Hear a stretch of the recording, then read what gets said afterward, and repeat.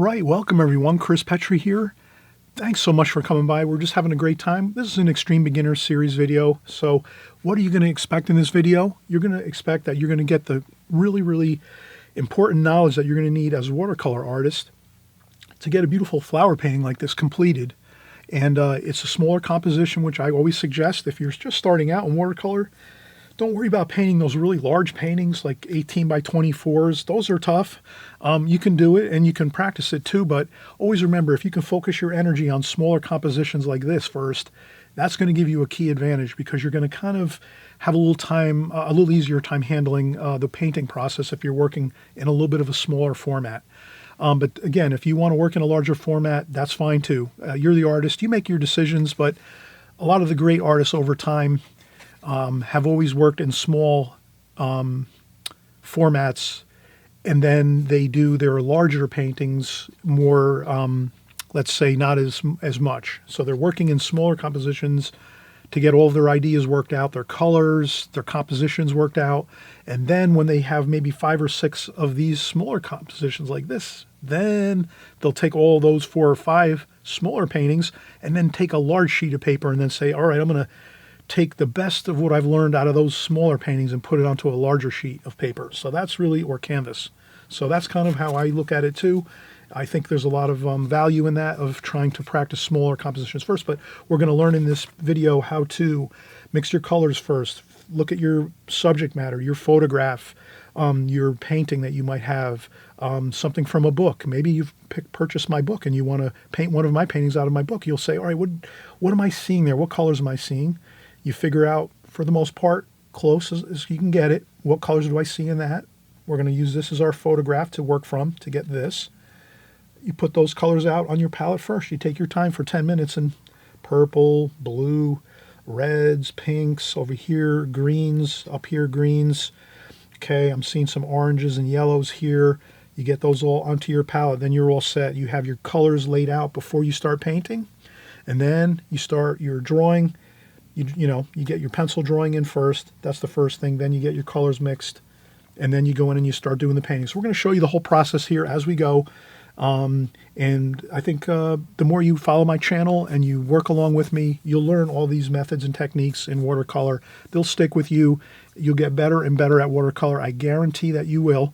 But you just have to remember that it doesn't happen overnight. You got to just keep working at it a little bit at a time. And if you're putting in a little bit of effort every weekend, or if you can muster some time during the week too as well, maybe in the evening time or whenever's a good time for your schedule, you can work in a little bit of practice time during the week. But if you're sticking with us here each week on all of my videos, and even if you're not painting along, you can just watch along on the video.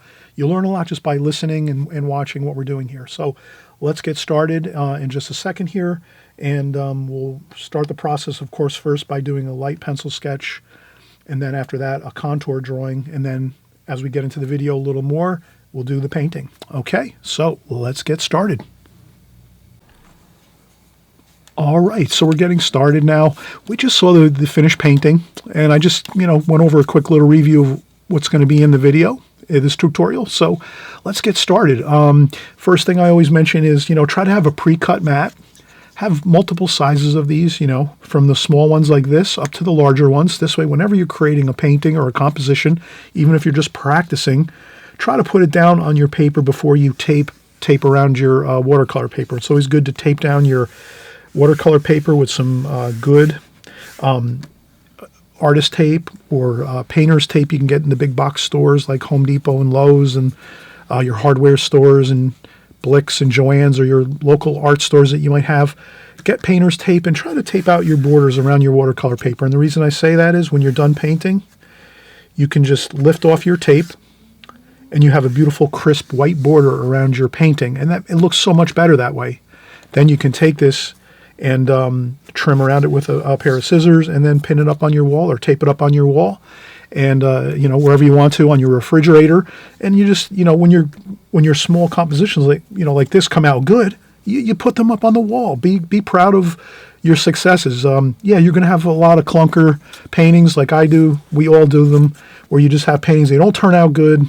You had a problem when you were painting and something went wrong, and you stopped in the middle of the painting and just put it to the side and you started a new one. That's the good thing to do. But still, keep working. You're always going and trying new paintings, new compositions. Work small. Do a lot of small, especially if you're just if you just started painting or you're just here for the first time. Welcome. Thank you so much for coming by. I always mention if you're brand new here and this is maybe only your first or second time here, please click the subscribe button below. This way you'll be contacted each time you open up YouTube to, you'll see that I've made a new video. That's all. This way you kind of keep a track of what we're doing here on my channel. I'm giving you all the best information I can on watercolor so your paintings get better and your compositions get better as you work and get, better at watercolor. So again, you can have these pre-cut mats. You can purchase maybe one or two of them. Any kind of like art supply stores have them.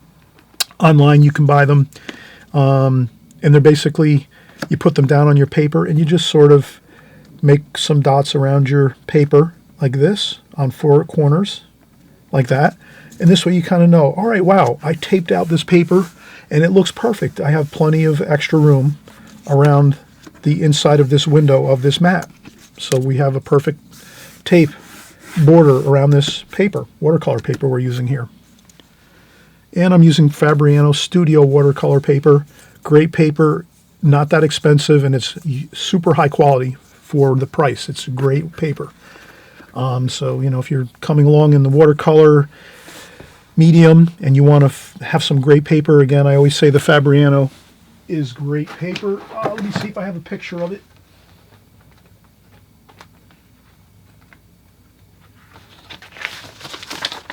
And I tend to try to keep my notes with me in the studio here. This is what it looks like if you look online. Studio watercolor, Fabriano paper. This is great. It's not the top of the line Fabriano, but it's great for when you're just starting out in watercolor and you want really excellent paper. Because trust me, really good paper like this when you're starting out is important, but you don't necessarily have to have it right away. You might paint for like a half a year and then you start buying maybe this, or if you have a little extra money in your budget, I would definitely get this if you can, the Fabriano Studio watercolor, because it's great paper. You can even use it for like professional use to create paintings and put in galleries and things like that. That's how good it is. But it always helps you to have better watercolor paper when you're just beginning and starting out in watercolor, because it gives you more time to work and it's a little more forgiving than maybe some less expensive papers. So we'll get started here. I have just a regular office pencil here. It's an HB2 yellow office pencil or a school pencil. And what we'll do is we're going to have a pink lily here. We're going to paint this, and just a beautiful, simple composition. We're not going to spend an hour or two here. We're just going to, let's have a fun time doing a quick composition of this beautiful flower. So let's go in here, and we kind of noticed that the flower, I took this photograph from a picture online, and it's actually a watercolor painting. I just found it online. I typed in lilies watercolor paintings, and I found this online, and I took a picture on my TV screen, and that's what I have is this, just a simple watercolor, and there's a bird in that too, so that's really a pretty shorebird there. And so we'll do this. This is, again, so now we see this. We're working from our photograph here on our phone, and I say to myself, this looks like the majority of the picture is the lily, right in the, almost, more than half of the picture, 3/4 of the picture. So 3/4 of the picture here is the lily. And then over here is just some more quiet space. And then there's the bird here at the bottom. So this is really a great way to paint. Fill that paper up with lots of information and beautiful colors and washes. And that's what we're going to do. So let's look here and say, let's do a really light sketch first. I'm just going to do a light, super light sketch. Barely visible. You might be able to see it. Maybe you're not going to see this. I'm not sure. And I make sure that I press down my tape just along the edge where the paper is. And then I do that. And then like this. And I like this. And then like that. Like this. And then over here like so. I'm just doing a really light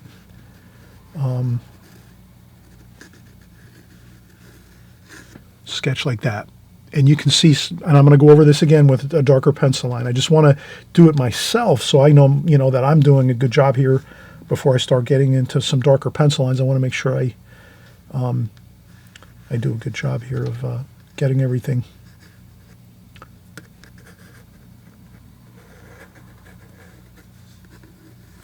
All right, that looks good. And then the center of the flowers here.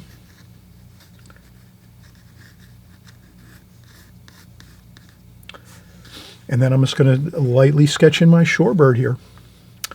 So my shorebird, I'm just going to look at the picture and say the bottom of the shorebird is just a touch above the bottom of the picture frame here. So if I went around the picture frame with a pencil line, so you can see here, I'll do that. I'll just make a nice pencil line like that, nice dark pencil line so you can see. The shorebird here, the bottom of the shorebird is a little bit above the picture frame. And then it comes up like this. And then we have the shorebird.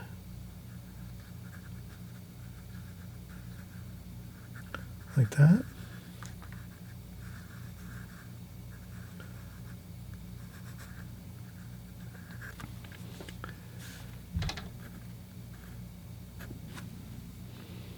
Okay, and then the shorebird's legs are here, like that.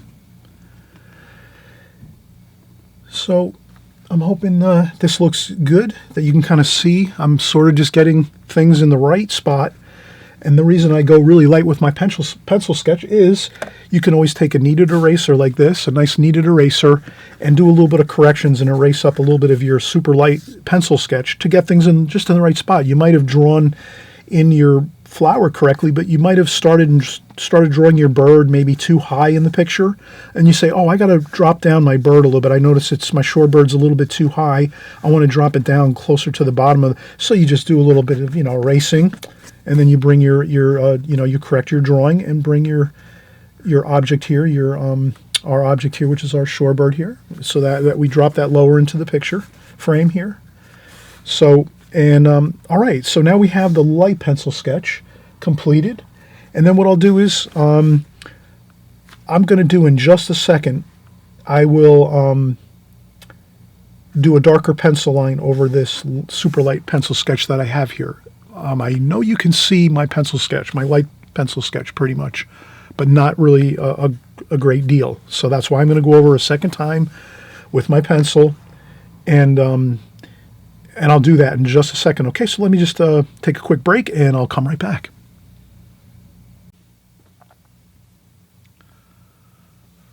All right, so we are getting started again here. We want to do the darker pencil line, so let's get that going here. So I'll start maybe here at the bottom, and I'll just go around carefully.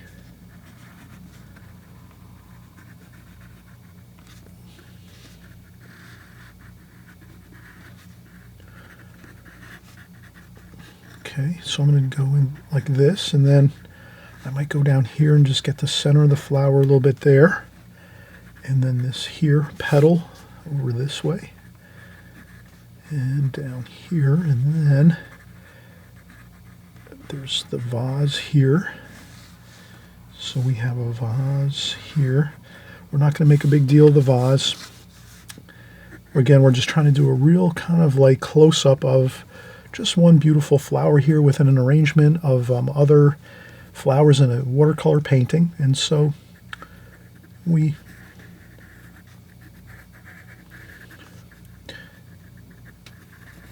have this here, and then this flower's petal is there. And then we have our shorebird here, and we're just going to do our shorebird like this. He's a happy shorebird here. He's looking at the flowers and hopping around a little bit, and then he's going to eventually just take flight and zoom off somewhere else for the time being, and maybe comes back, who knows. And then we'll just have a couple other little bits of information with our pencil lines here and there, but really this is the key drawing that we need to get accomplished here. And you can kind of see how I just Kind of did a contour drawing. We talk about contour drawing on my channel all the time. Contour drawing is nothing more than you're starting in one place, and this is also starting out with a preliminary sketch like we did here. So we started out with that super light sketch, barely visible. I know it's hard to see on video sometimes, but what I have to do is I have to make sure I lightly, I do the utmost light sketch just to make sure I'm kind of getting the concept of where everything has to go in my picture frame here, in my on my paper. And then once I'm looking at all of this, and then I'm transferring that super light on a light sketch, once it's good, then and I can do a little bit of erasing, and no one's going to know ever, because it's just, you know, when you do light sketches, you can just erase really easy, and there's no problem with that. And then you can correct a few lines here and there as you go. And then once it's really solid and you feel like, wow, yeah, I've got everything in the right place, then you can go over with our darker pencil line like we did. And that's exactly what we did here. So you notice that I did those two sketches, the light one first, and then the second one is the contour drawing. And contour drawing is really, you're starting in one location on your drawing, and then you just start from there and you just go around through your painting. Generally, you like to just kind of stick to close areas as you draw, so you might not want to just start and go around like a silhouette. You might start in one area and then you kind of start working into the center of the painting and where you're drawing. So it's not always about just going around something. You know, maybe you're drawing, and your contour drawing is, it's like a fun trip you take through your painting, and you just make sure you're kind of sticking close to all the other information, so you can kind of use everything else to kind of see if you're kind of at the right size and shape and things like that as you go. But that's, for the most part, what the contour drawing is, just starting in one place and keeping the pencil on the paper, and then just traveling over the top of your preliminary sketch, your light sketch, with your darker pencil line.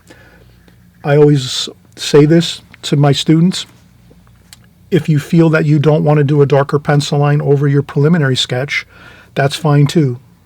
I like seeing pencil lines in my watercolor paintings so that you can see them underneath the paint, and sometimes it shows through here and there. I particularly like that, but you might say, you know what, I don't want to see a lot of pencil lines. I'd rather just have the watercolor paint on my paper, and that's fine too. You're the artist. You decide what look you are interested in creating with your painting, because we're each individually artists that are trying to find our way through the techniques and methods that we use, and find out what we like best to see in our finished paintings when we're completed with everything. So those are things you think about as you're going and working, especially here on my channel. Try all my techniques, try all my methods, and then you just see what sticks. Some things you're not going to like, you don't have to do them, obviously. And then the things that you do like that I do, you can keep those in your repertoire and work from there. And there's a lot of other great artists out there too on YouTube. So, you know, hopefully you're checking out other artists too, and kind of comparing and, you know, looking around for different ideas. I don't have all the ideas, or I'm not the world's foremost authority on watercolor painting. You'll probably be watching all kinds of interesting artists out there too at the same time you're watching me, to get all of your ideas, and then you take and pick and choose from each different artist the things that you like, and then you make your own style. That's basically the goal, the ultimate goal. But I think if you're just starting out, it's good to maybe stick with one or two artists possibly, so it doesn't get too too much information bombarding you when you're doing watercolor. Well, let's take a quick break again. I'll get my paints ready. I'm going to spritz my palette here with a nice spritzer bottle by Holbein. These are great. I buy like 2 or 3 of these at a time, because they break once in a while. I use them so much, but I usually spritz my palette like this, just a little bit, and it's ready to go. And that's what's great about these Prang Oval 16 palettes. And these are the palettes I suggest you use if you're just starting out. Prang Oval 16. The only thing is, you'd want to arrange the colors like I have them. Warm on this side, and then cool colors on this side. And I have a video that tells you all about that. You just type in Chris Petri Prang Oval 16 set, and you'll see how I set up my palette. I have all kinds of videos on palettes. If you type in Chris Petri palette, you'll probably see a dozen videos on all different types of palettes I have. I have my professional palettes that I use. I have my beginner's palettes I use. So take advantage of all my other videos that are on my channel too. I always mention that. I have hundreds of videos on my channel. Go in there, check everything out. The more you watch and hear and learn, the better off. You don't have to paint every video that you see. Just listen and watch, and you'll pick up tons of information just by watching and listening. Maybe you scratch down a few notes on some paper, pad. Maybe you have a little notebook you keep for yourself for your watercolor art. I hope you'll do that. You know, some of you have great memories, so you don't need to write anything down. I have to write everything down all the time, constantly.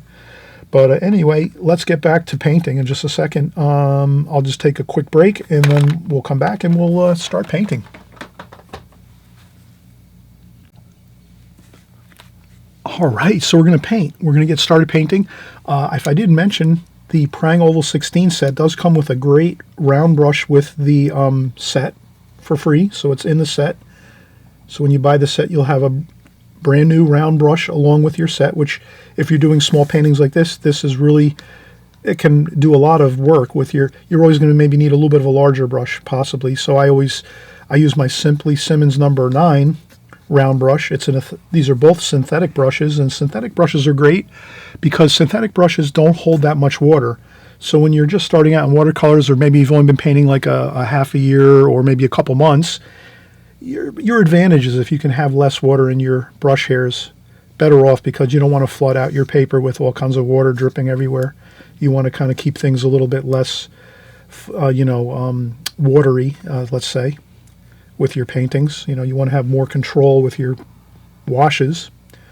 So, and you can't miss these online. Simply Simmons round brush, synthetic. It's got that pearl look to it. So that's like a pearl coating on the brush handle. Looks really nice, actually.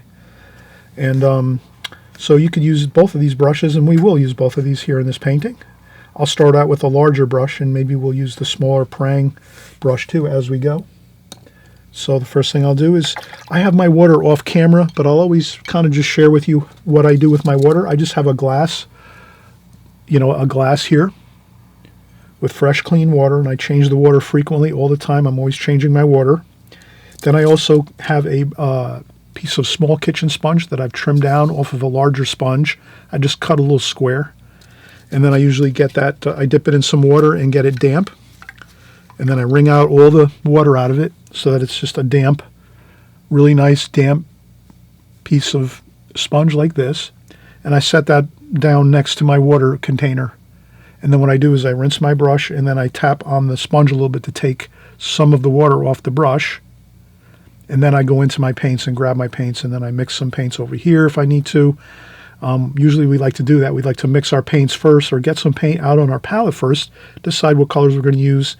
Much easier to do it that way than try to figure it out as you're going, and we'll do that right now. So again, that's just, I wanted to show my quick way I set everything up. I want more area in my video for the main critical things you're going to need to see, which is the painting, the photograph, and the palette. The water container, and the sponge, you don't really need to see that, but you'll just know that I'm constantly rinsing my brush, tapping off the excess water on the sponge, and then going into my palette and working in that fashion. So we will continue here. I'm going to pour some water into my glass, and we'll get started.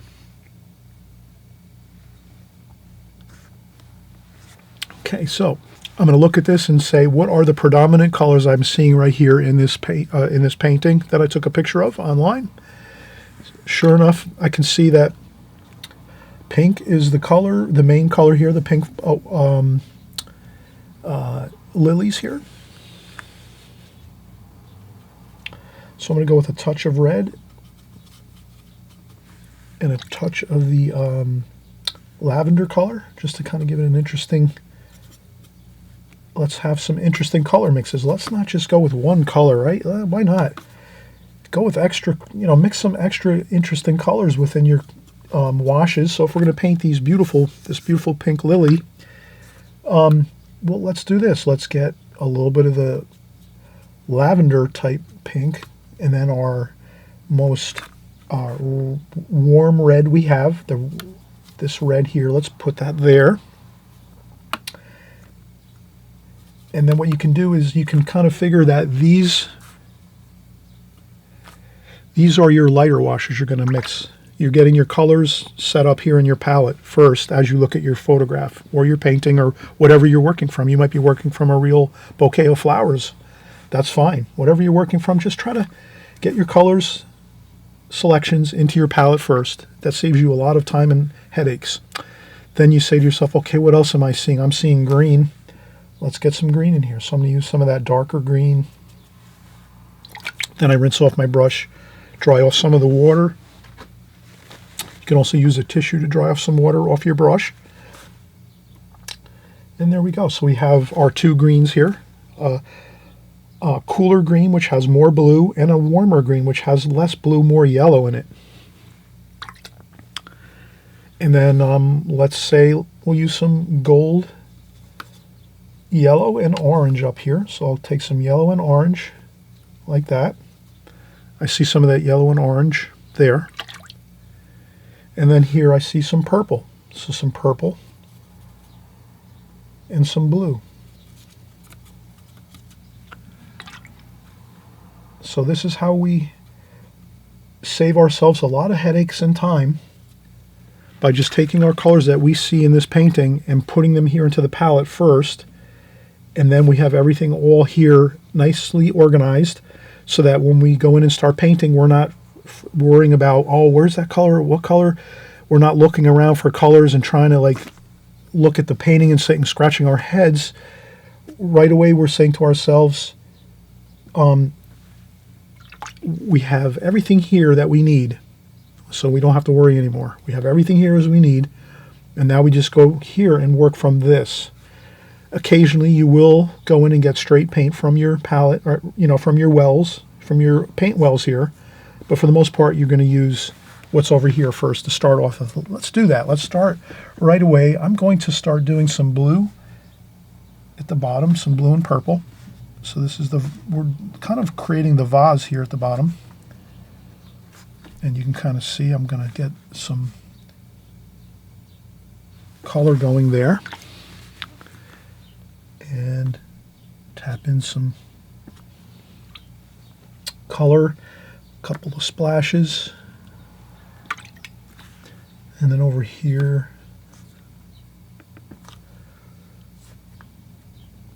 I'm going to do some purple over here, and then I see right away green. We need some greens, and I'll use a little brown in that green too.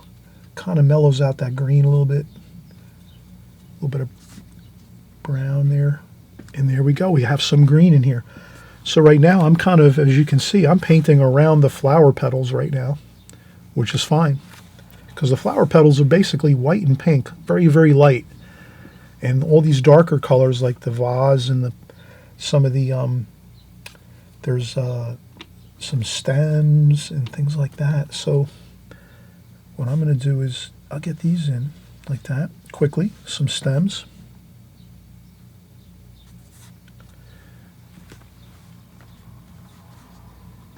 Like that.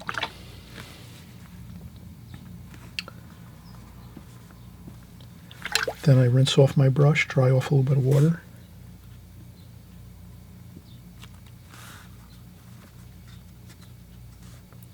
And then I'm just going to put some of the pink and red over here too, harmonizing my colors throughout my painting. So I'm just blocking in some color over here so you can kind of see I'm just starting over here on the left, and I'm a right-handed person here. So if you're right-handed, which most of you are right-handed, when you're painting in watercolor and you're right-handed, you're going to start on the left side of your painting all the time, for the most part.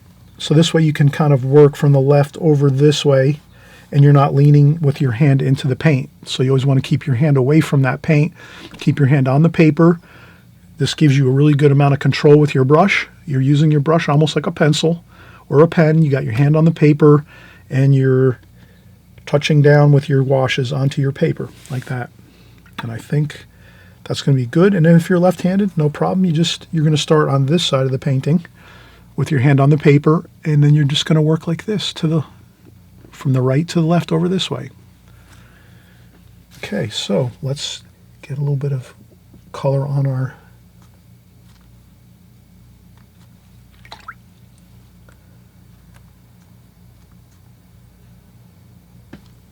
there we go.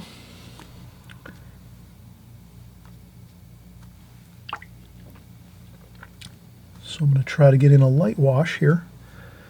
Start a light wash, and if you find you put too much paint onto one of your petals of your flower, you can always take your tissue, roll it up a little bit, and then blot some paint. You know, that's fine. That's a good technique actually to kind of learn of rolling up your tissues or your paper towels and blotting some paint once in a while. If you have too much water or too much paint on your painting when you're working, you can always do a quick little lift up of some paint, and that's not a problem. So we have some of that. Some of this green is starting to flood into my petal. So I'm going to take my tissue and just go this way and blot that up like that. Perfect. Okay, now more blue and purple over here. Just a little touch of blue and purple here into that green. And then maybe some brown and light green here. Maybe some orange. So sometimes I'll go straight into the palette right here and just infuse in some colors to get a little color change here and there. Okay, now we're going to continue up. Let's get some purple up here. You see how there's some really good purple and blue and some gold and green to kind of shape around this part of the flower petal over here. So let's do that. Let's get some straight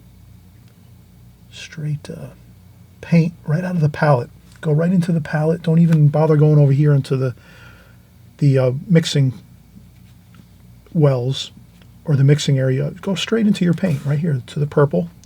Get that really good dark purple right like that.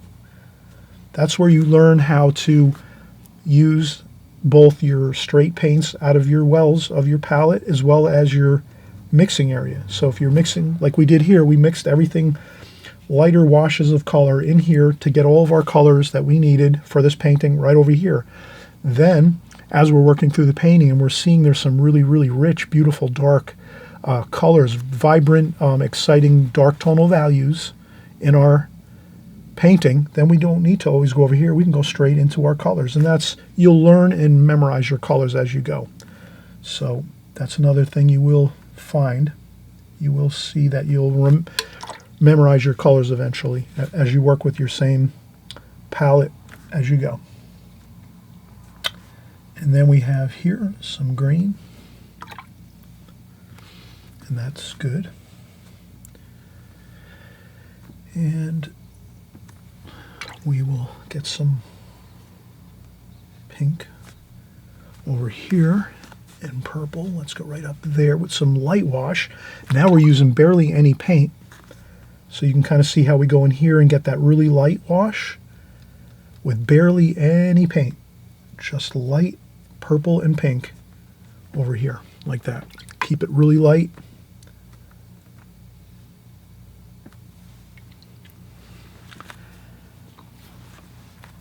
And then we see some greens. So let's work on some greens and a little bit of brown in there to kind of give it that olivey green.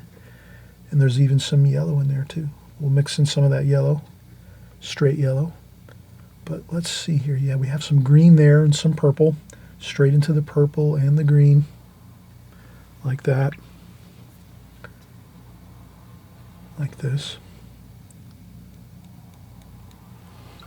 Then we have some of that gold and orangey color. Let's use that right here.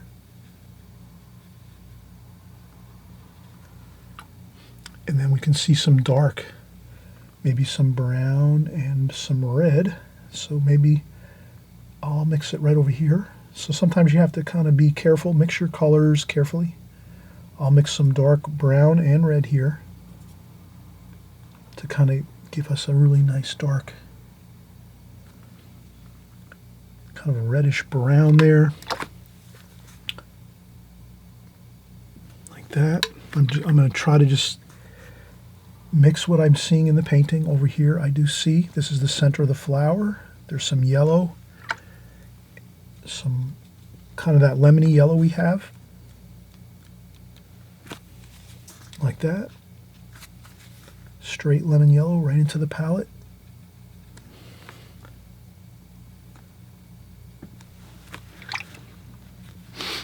And then within that too, we have a little bit of that darker bit of this very, very center shadow kind of color Maybe a little bit of purple in there too, just to get it dark for our that exciting feeling of shadow in the center of the flower.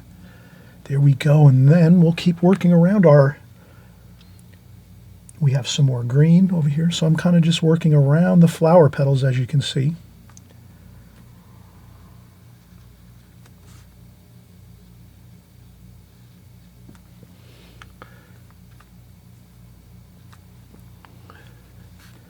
And a little bit over here too. And then we have some of that purple. We'll mix it out here a little bit. We'll get a little bit of that darker purple in there. You kind of just tap in, touch the paper just a little bit with your purple and let that mix as it goes along there. Watercolor is super fun and interesting because a lot of times the paint does the work for you. You just kind of let it happen, and it tends to look really good. And then we'll have a little bit of a interesting color there. That's once in a while you can mix in a little really beautiful color that might not be in the rest of the painting. That gives it a little bit of a interesting glow of color and beauty. So just remember that. You can harmonize all your colors and use all the repeating colors that you have here to start with. But as you work through your painting, you could mix one little touch of color that you really like for your favorite kind of color, and you can just put it in one little spot of your painting, and then it'll really kind of sing out and glow, and that might be the focal point of your painting, and you wouldn't even realize it. That maybe you just realize how beautiful it is yourself because you put it there and you realize, wow, I really do love that greenish blue, like aquamarine color, like a nice, what color is it? Like the, trying to think what colors remind me of that color of the green and the blue. Turquoise, that's what I meant to say. Turquoise is a beautiful color. And if you just add one little bit of turquoise color here and nowhere else in the painting, it's really going to look really awesome. So that's what I'm doing here, trying to make this even more exciting than I can imagine. And then more purple up here up top. So again, a lot of this is fun, just having fun with your colors, your paints. You can kind of see we started out with just a really simple kind of flower shape with our shorebird. And now most of it is having a great time getting our washes in with our paint here. And let's keep working. We have a little bit of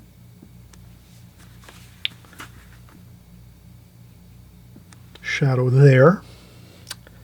Then we're going to do some more of that pink, and I have clean, fresh water. Don't forget, I'm trying to always keep fresh, clean water in my water bucket.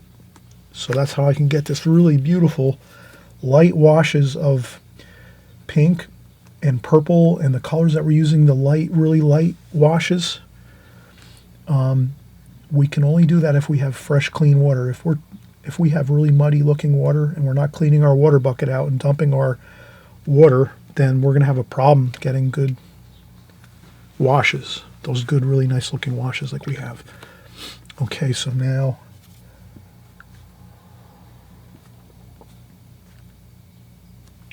I will do this. I will get some paint on the paper on these flower petals.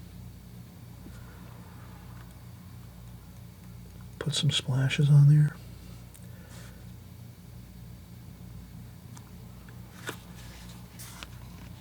And if I have a little bit of an issue with too much paint flowing into my petals of my flower, I'm just going to blot it up. There we go. Blot and keep going.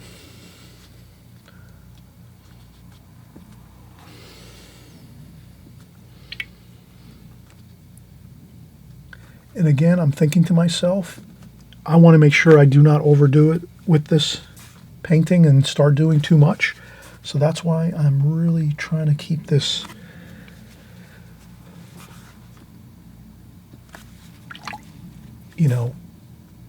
fresh, not too much. I'm pretty much finishing up now, actually. I'm not really going to do a whole lot more here.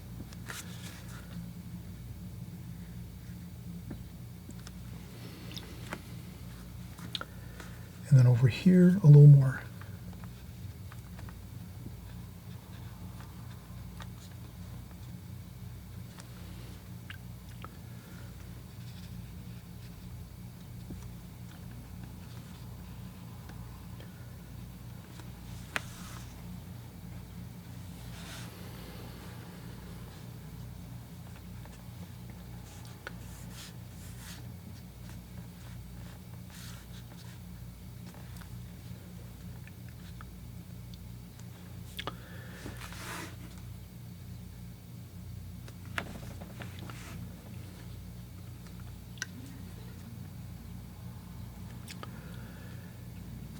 Okay, so there we have it. We're really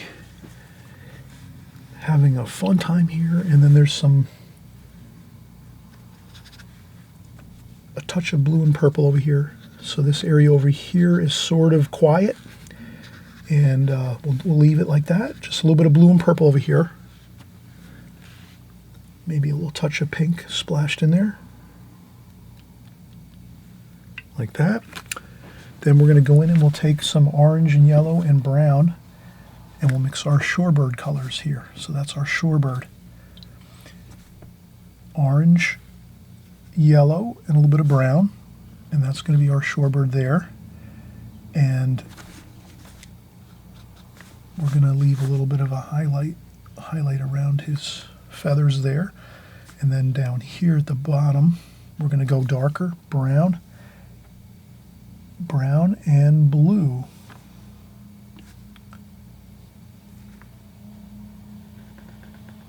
Like that. Then I rinse off my brush, dry off some of the water off the brush on a tissue. And then I'm just going to blend in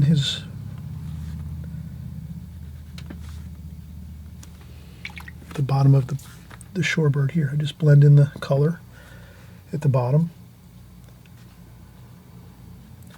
Maybe a little bit of straight blue and purple at the bottom here. And then his legs here.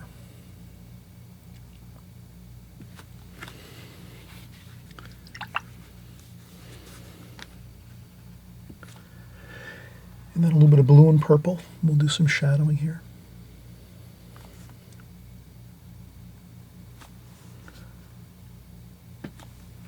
And then some more of the brown and purple for his beak. There we go. He's got his beak there.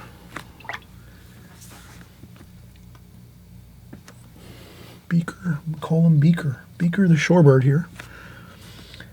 And what else? Okay, so we'll do some more details for our bird here.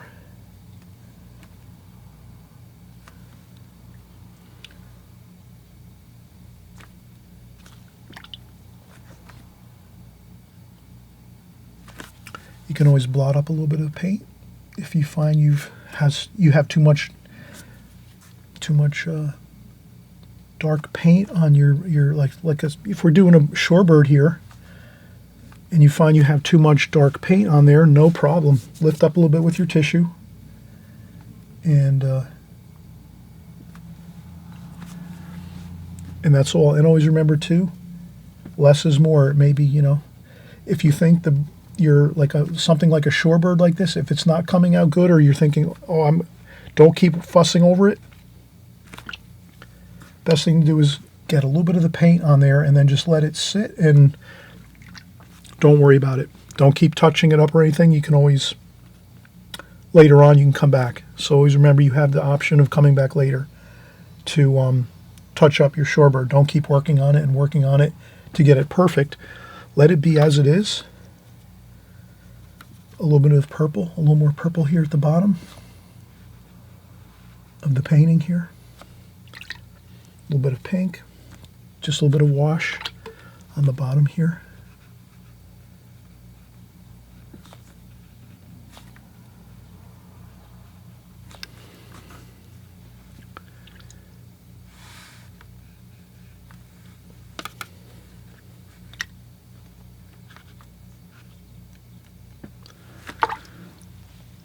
All right, we have had fun. We've practiced our brush skills, our wash skills here, mixing paints. We've practiced how to get some really good strong colors here, darks, as well as really, really light washes. And again, mixes of colors, keeping them nice and fresh, clean colors right in our palette here, all lined up before we even started. So this is the kind of thing we'll continue to do on my channel. So if you stick with me here on my channel, these are the fun things that we're going to work on. And you'll see that we are always concerned about repetition, doing things over and over again so that we